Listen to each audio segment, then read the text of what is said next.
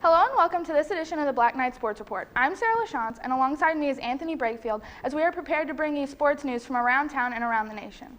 All winter sports have officially ended here at Farmington High School as athletes and fans are beginning to turn their attention to spring sports. However, staying close to home in winter sports, the Central Lady Rebels stand with the 29-2 record and are set to play in the MAAA Class III championship game Saturday against Cardinal Ritter in Columbia, Missouri. Following closely in the Class 4 division, the North County Raiderettes stand with a 20-7 record and are preparing to take on the MICDS Rams for quarterfinals on Saturday at 7:45 at the Farmington Civic Center. We wish both teams great luck. The Farmington boys basketball team just ended their season with a 14-13 record. After suffering a devastating loss to the Potosi Trojans in district championship game, the boys finished their season graduating 5 seniors, including all-time Farmington leading scorer Jordan Akron. Coming up after this commercial break, anchors Jack Pinkley and Cole Sutton will be breaking down the NBA news, as well as NCAA basketball news and the NFL free agency moves. Once again, I'm Sarah LaChance, and alongside me is Anthony Brakefield. Thanks for watching this week's local sports update.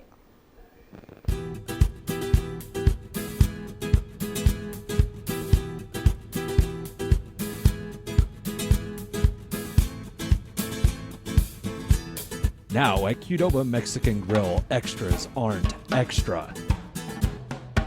So you can pack your favorite entrees full of flavor. Try something new today at Qdoba Mexican Grill in Farmington.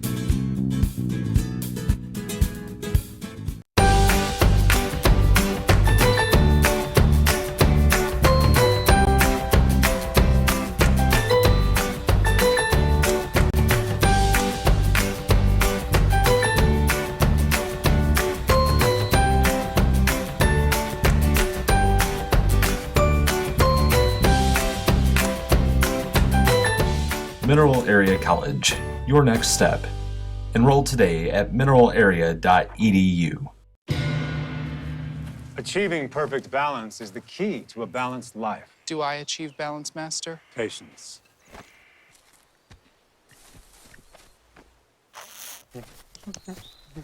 Mercy. Are you finally satisfied, Master? I'm sorry? I said, are you finally satisfied? Come in for a handcrafted steak burger and milkshake at Steak and Shake. Hello and welcome back from commercial break. I'm Jack Pinkley. Alongside me is Cole Sutton. And before we get the show underway, we just want to give a quick shout out to the Central Lady Rebels who won the Class 3 state championship later last week. And moving on to a bigger championship as the NCAA tournament is finally set. All 68 teams are picked. Games start tonight on Tuesday, March 17th. And overall, number 1 seed, obviously the undefeated Kentucky men's basketball team. So, Cole, with that being said, how far do you see Kentucky going into the bracket? I see Kentucky going 40-0 and winning the championship. I think besides maybe the West region in the Midwest, Kentucky has one of the harder ways to go to Indianapolis, but I still feel like they get there and they win the championship. And Midwest obviously is one of the stronger ones, along with the West side. Midwest has teams like Kansas, Wichita State, Notre Dame, West Virginia, but 12 seed versus 5 seed, obviously one of the most picked upsets. It happens a lot. And looking at the bracket right now, if Kentucky were to make the Sweet 16, the opponent they're most likely going to face is Maryland. And Maryland, a strong team, not looked at that much. They played in the Big Ten, one of the better basketball conferences. Kentucky, meanwhile, plays in the SEC, which I think everyone can agree is one of the weaker conferences this year. So when Kentucky starts facing those teams that they didn't play in the regular season, strength-wise, how do you think they're going to fare? Is it going to be closer than the ones in the SEC? Or are they going to blow them out?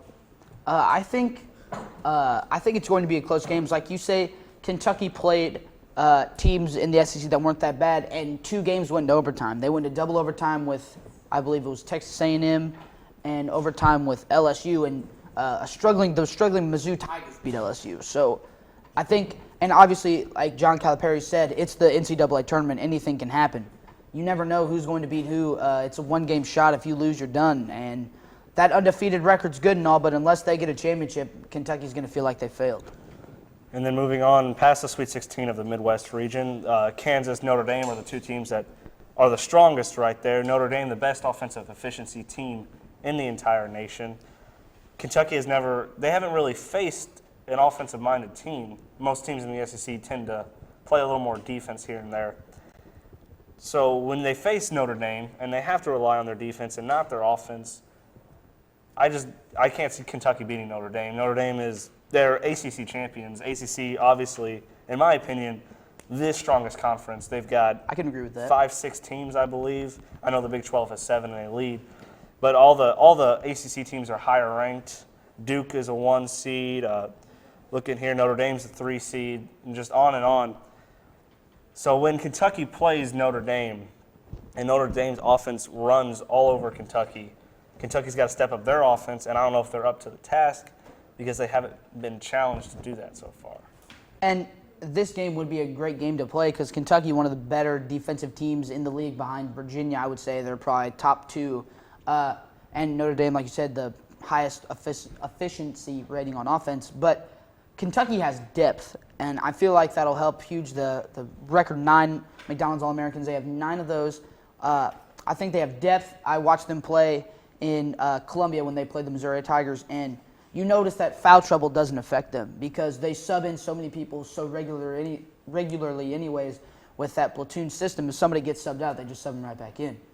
And a lot of those players are almost 7 feet, like Willie Cauley-Stein, Trey Lyles.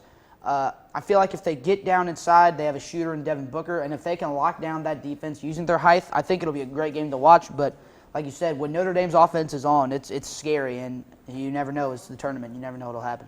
All right, moving on from the Midwest, we'll switch sides over here, and we'll talk about the East. Villanova enters the East region as the number 1 seed, followed by Virginia at 2, and then 3 and 4 are Oklahoma and Louisville, respectively. The East is maybe one of the easier. It's probably the easiest, in my opinion, easiest region to get out of. So which team do you see getting out of this region? This may sound a little odd, but I see the Northern Iowa squad at the 5 seed making a run and going at least to the Elite 8. I think if they would take on Virginia. I haven't seen a lot of the Northern Iowa squad. I've done a little bit of research, and I feel like if they can play their best game and maybe pick through that tough Virginia defense, it could happen. The East is wide open. There's no for sure favorite in the East besides maybe Virginia, but Virginia's only letting up around 50 points a game. If Virginia keeps that up throughout the whole tournament, then they come out of there as a favorite. So, everyone, from what I've heard, everyone agrees with you that the East is wide open, no clear favorite. Anybody can win that region. I just don't see anyone but Virginia winning that region because thinking about the old saying, defense wins championships. Virginia, ACC team, they played Notre Dame. They kept Notre Dame to, I think it was a season low amount of points. So when you can keep the number 1 offensive team to their lowest amount of points, you obviously have the best defense. They allow 50 points per game, playing teams like Duke, North Carolina, Notre Dame, teams that are in the tournament. And they have a pretty easy way to get there. They got to play Belmont in the first round, then a Michigan State or Georgia team, and then maybe an Oklahoma team who, as a 3rd seed, I don't really see them as a 3rd seed, to be honest. And then maybe Villanova in the Elite Eight, but Georgetown beat Villanova. Georgetown is not as strong as they used to be. So if Georgetown can beat Villanova in a down season, and Virginia's at the best season they've had in recent memory, Virginia gets to the Final Four easily, in my opinion. And another team to watch out for, the 8 seed North Carolina State. I think they can make a run. They play LSU, like you said, in the weak SEC East Conference. I think they can run through that. And Villanova, I know they had a great record, but they didn't really play a lot of big schools. And I feel like if North Carolina State can get into that Sweet 16 Elite 8 region, North Carolina State can go far, and I think they can even go to the Final Four because they beat Duke, if you remember, and I feel like they can beat Virginia if they play well enough. They beat Duke in that week that Duke lost to Miami and all that. Yes. I don't think North Carolina State found Duke at the right time. Duke's going to be playing their best basketball. Everyone in the tournament's going to be playing the best basketball they possibly can, and when you play LSU, yeah, they're not that strong. They lost to Auburn in the SEC tournament. So North Carolina State, I just maybe get past the first round, but against Nova, I'd probably have to go Villanova. Villanova only has 2 losses on the entire season. No one talks about them as the number 1 seed, but they've been a strong team all season. They're playing in the Big East. I think they have 6 teams in the tournament in total, including number 4 ranked Georgetown team. So North Carolina State, I mean, an 8 seed, they can always surprise people, but the 8 seeds in the bracket that I'm looking at right now, they're not as strong as the 8 seeds we've seen in past seasons, and I just don't see any lower seed really getting anywhere in this bracket. The lowest seed I can probably see making a run would be a North Carolina State or even maybe a Georgia team at 10. Georgia wasn't a great team in the tournament or in the regular season, but you never know. Any team can make a run, and I feel like I watched a little bit of Georgia play. When I did watch them, they were playing against a struggling team, Mizzou, so they looked pretty well. But if they can play their best basketball like everyone needs to be, I think that if they can get past the team, number 7, Michigan State, who's strong in March, they can make a run. The lowest seed that I can even see getting anywhere in this tournament, just by a quick glance over right now, is number 6 SMU in the South. South is one of the easiest, and SMU is an underranked team in my opinion. They played in one of the weaker conferences, I know, but they've got some great players. They know what their game is, and they know how to play their game. They can outshoot just about any team in this tournament, in my opinion. So number 6 SMU is the only real surprise team I see. I can see upsets here and then, like 12-5 Buffalo beating West Virginia, BYU beating Xavier. I can see little stuff like that, but for a small-ranked team to actually come in and make a big difference, a Sweet 16, Elite 8 appearance, just from the strength of the top-ranked teams, I just can't see it this year. And anytime I make my bracket, I always look at my Final Four, and I see at least 2 1 seeds and a 2 seed, but that usually doesn't happen.